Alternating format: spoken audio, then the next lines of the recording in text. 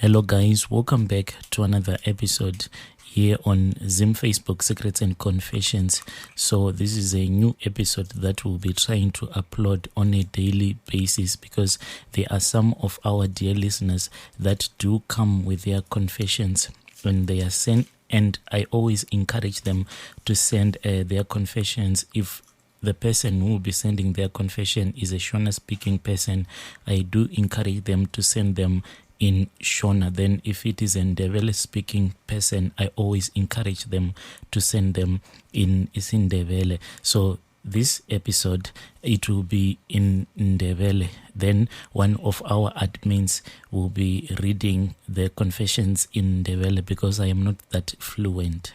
Sanibonani balaleli abahle, ngiyamukela njalo kolunye uhlelo lwama secrets nama confessions lapha ku channel ka Brother Nashi. Ngiliphathele amanye ama secrets nama confessions engize nawo abuye wona evela kwabanye abalaleli abanezindaba zabo lapho ababesitshela ukuthi impilo zabo, ababesitshela ngezinto abahlangana nazo empilweni zabo. So isecret yakuqala imi kanje: Hi Brother Nash, please hide my ID. Ngingumama oleminyaka engu-43 eyokuzalwa, ngihlala eGwathemba. Ngibuye ngeconfession yami, ngilabantwana abangu-5, amankazana amabili nabafana abathathu. Ngihambe eGoli ngineminyaka ewu-19 ngizithwele.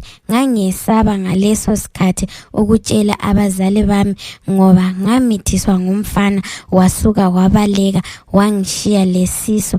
Ngacabanga ukuya eGoli. Umngani wami nguye owangibizayo eGoli, ebengumakhelwane wami. Ngafika ngathola umsebenzi. Isisu sasesincane ngoba ngangile 3 months ngizithwele. Ngasebenza ngigcina imali yami, ngathenga impahla zomntwana. Kwabanjalo ngabe ngizala owami umntwana wokuqala. Ngithe sengilomntwana, umngani wami wathi kasakhoni ukuba elonke esahlala nami, ngidinge eyami indawo yokuhlala.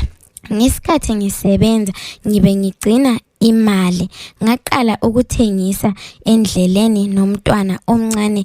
Impilo yasuka yaba nzima kimi. Ngelinye ilanga ngathi ngithengisa, ngahlangana nomunye umfana nje esitaradeni esithi usuka ekhaya, kodwa izihlobo zakhe zimcimele ifoni esendleleni esaza eGoli. Ngamthatha lo mfana, inhliziyo yami yaba buhlungu. Ngamgcina endlini yami, evuka esiyadinga umsebenzi ekuseni, lami ngisiya emsebenzini ngisiyathengisa. Wahlala lo mfana almost 2 months engatholanga umsebenzi, ethola ama-piece jobs kuphela, ethola nemali yokuthi ethenge ukudla. Sometimes wayebuya lokudla yena engadli, ethi ngidle ngoba kuyabe kukuncane, yena uright. Ebethi makuthi uthole imali ebeza nayo anginikeze, ethi ngizothenga ukudla. This guy was so kind and respectful. Angizange ngabakwazi ukuthi kuzagcina kusiba ngenye indlela. Lo mfana ngagcina ngithandana laye, nami angazi ukuthi kwaqala kanjani ngoba ngase ngisemathandweni. Ngathatha imali yami engangiyigcinile kule zonto engangizithengisa, ngamthathisa i-passport ne-license, ngamlungisela konke nama traffic registers konke, yonke into, impahla zokuhambisa emsebenzini ngamthengela. Wathola umsebenzi wokudriver ama-truck. I-life yantshintsha, lathi sasuka emkhukhwini sayahlala endlini, impilo yaba smooth. Wanginikeza isisu lomfana, ngazala ama-twins.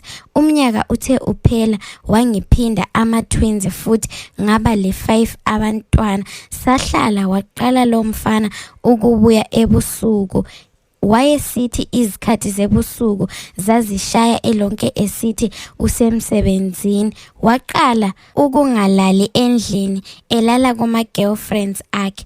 Kwaba buhlungu, saxabana ukufika to an extent yokuthi ubaba wabantwana bami ethathe iproperty yonke esendlini ebaleke eyohlala ku girlfriend yakhe. Wangishiyela into zokuthi ngisebenzise ingubo namabhodo wokupheka kuphela, ngaba ku0. Ngazama ukukhuluma nabazali bami bathi abagcini amagola ngingaze ngize nezingane zami endlini zabo ukuthi abantwana bami bayenze njani angazi. Ngaqala ukudinga ama-piece jobs wokuwasha nokucleana amayadi abantu. Ngahlangana nomunye umama owanginikeza ama-piece jobs wokuwasha. Sathi sixoxa nje siphakathi kokuxoxa ingxoxo, ngamxoxela istory sami. Umama lwana wakhanya esizwa ubuhlungu ngendaba yami. Wahlala nami phansi. Umama lo wangitshela ukuthi amadoda these days abasena ncedo. Ma ungumfazi kwamele uvuleke ingqondo, ungasebenziswa. Masuzinikele ukuba nemali njengami, ngicela ubuye kimi. Ngakhangela ilife ebengiyiphila for the first time. I was scared. Ngabuya endlini, ngakhangela abantu bami, ngazwa inyembezi zami thonta ngisithi ngizobaphani njalo ngizoqonda kuphi nabo, ngoba na abazali bami ngithe mangikhuluma nabo ngibatshela ukuthi angisenaye umyeni usengishile. Abazali bami bathi khona bona abakhoni ukuthi bagcine abantwana bomunye umuntu osaphila. So abazali bami bavele bathi ngingavele ngiphinde ngiluxobe ngakithi. So kwasokuyinkinga kimi empilweni, ngicabanga ukuthi ngizoqonda kuphi. Ngacabanga kahle kahle, ngabuyela kulo mama, ngafika ngamtshela ukuthi sengibuyile, sengizinikele ukuyenza noma yini. Wabengithatha lo mama wabengihambisa kwenye inyanga. Uthe sesizafika lapho okule nyanga yakhe wathi ngivume yonke into engiyabe ngiyitsheliwe. Ngayenza kanjalo, ngafika ngakhipha izicathulo, ngangena. Inyanga leyana yathi imali yami ihamba ngegazi. Wathatha inkukhu wayiquma, igazi walifaka phakathi kwediyo, kwaphuma ipicture yomuntu ongumfazi owayefulathele. Wangipha inqamu wathi ngihlabe lo muntu, iyo imali yakho. Ngayenza kanjalo. Inyanga le yathi subulele umama wakho. Ngayeka inqamu phansi. Inyanga le yathi ngithe okungama drum okuyi3 200 liters ngiwafake erumini, then I take 4 red candles, then ngifake endlini. Ngayenza kanjalo.